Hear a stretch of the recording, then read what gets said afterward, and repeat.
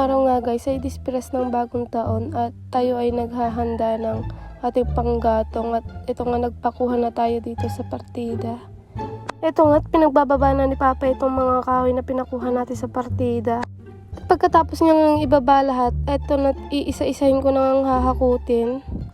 At isa-isa ko nga ito itinabi kung saan tayo magluluto. At dito ko nga lang din yan itatabi sa harapan ng bahay.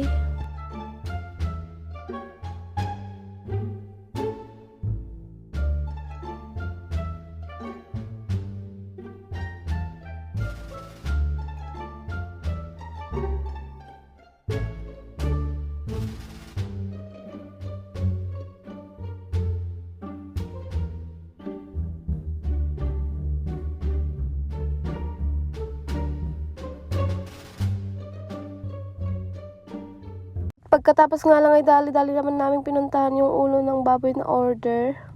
At dito nga namin pipick upin yung order sa bayan ng Kuya Po, Nueva Ecija. At malayo-layo nga rin yung pagpipick upan namin ng order. Kaya nga naman nasabi kong malayo-layo dahil nga dito pa yan sa looban. Daraanan pa namin yung palengke ng Kuya Po. Hindi nga po sa mismong palengke namin ipipick up dahil papasok pa po kami dito sa Barangay District 2. At maya-maya nga lang ay narating na namin itong Welcome District 2. Sabi nga ng seller na kapag narating mo na itong Welcome District 2, malapit-lapit na rin sila dito. At ito nga pagpasok lang namin ng Welcome ay dinire-diretso namin ito. At tama nga naman ang sinabi ng seller dahil nga maya-maya lang ay nakarating na rin kami dito sa kanilang ihawan. Opo, ito nga po ang in-order namin, ulo ng baboy. At tignan nyo nga naman napakarami nilang iniihaw ngayong araw. Maya nga lang ay dumating na rin itong si ate at inabot na yung order namin. Ito nga pong ulo ng baboy ang handa namin ngayong New Year. Ililitsyon nga po pala namin ito. Kung nga din alam bakit ganito na yung tono ng salita ko dito. Mukhang tanga, diba? At ayun nga, nung naiabot na yung order na ulo, agad-agad na rin itong binayaran. At ito nga, pinicturan pa ni ate. At dito nga ay nakauwi na kami at agad-agad ko na nga nilihaban ito upang matanggal na yung mga balbon-balbon niya. Para nga makinis ito at pag kinain hindi magaspang.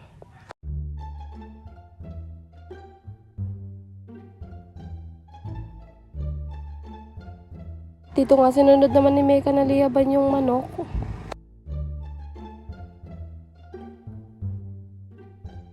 At dito nga ako naman ang nagtuloy na nagsilab sa manok.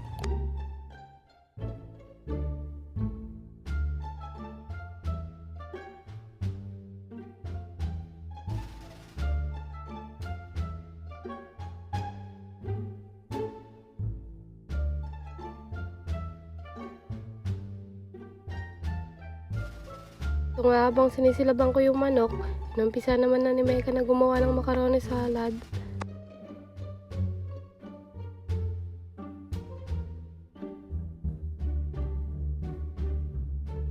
Sa part na ito nga ay namekos-mekos na ni Insan. At habang nag-aasikaso nga kami, meron ako naisip ng transition na ito. Panoorin nyo, let's go! Hindi ka dali. O ayan, diba? At wala nga siyang kaalam-alam sa mga pinagagawa ko. At sa part na to nga ay natuhog na yung ulo. At umalis nga lang ako saglit. Pagbalik ko ay nakaihaw na tong ulo at ang katawan niyang mga manok. Sa ngayon nga po ay hindi pa po afford ang buong litsyong baboy kaya isang ulo muna at katawan ng dalawang manok. Malay natin ay next time isang buong baboy na itong iniihaw natin dito.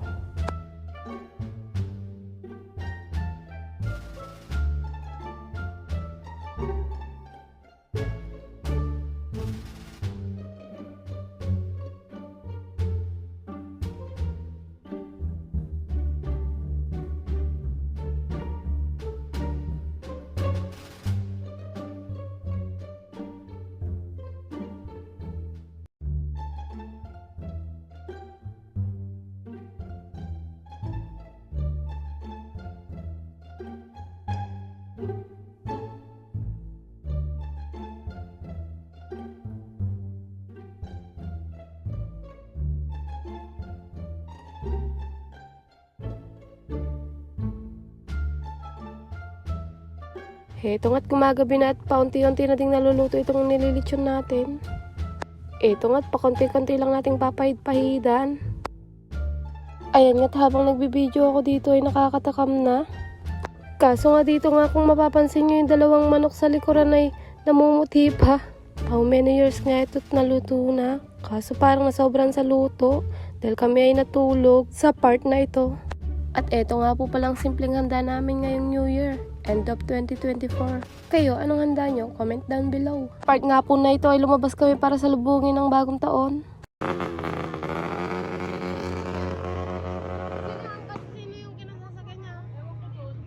Pakinggan nyo nga naman po kung gaano naman kaiingay ang mga motor na yan.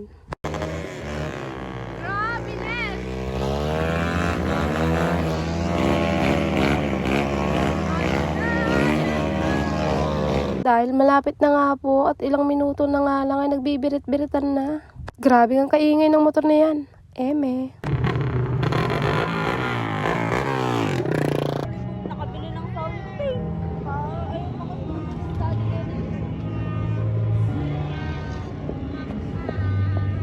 Transition! Transition!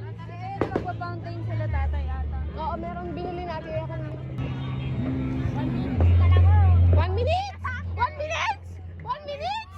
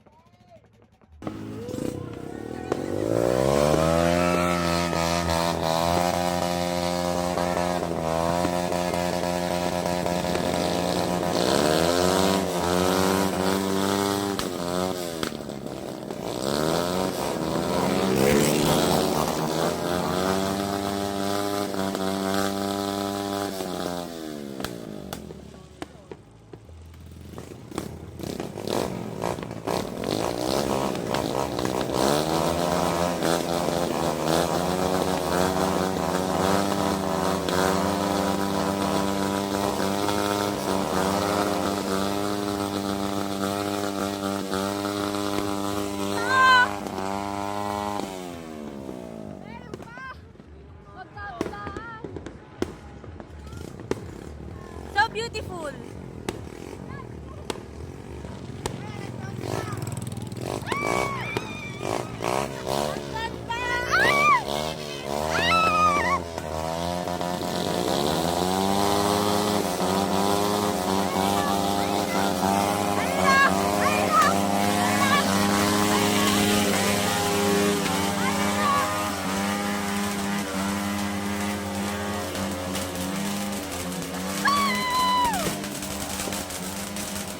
At sa part nga na ito ay napasarap sa pagnunood ng fireworks at nagkasiyahan, nakalimutan nga yung niluluto sa loob. Bakit?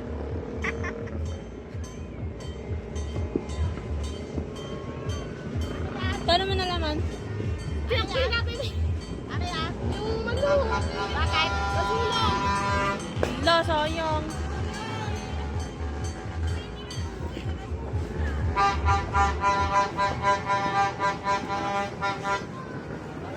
Kumalan ka! Orian, oy. Ay, jam-jam dito. Jam-jam. Ah. Ah. Yay!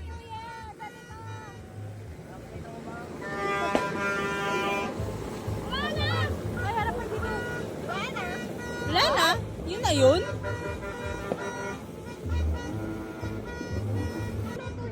Ba't dati hanggang dito yung Cindy?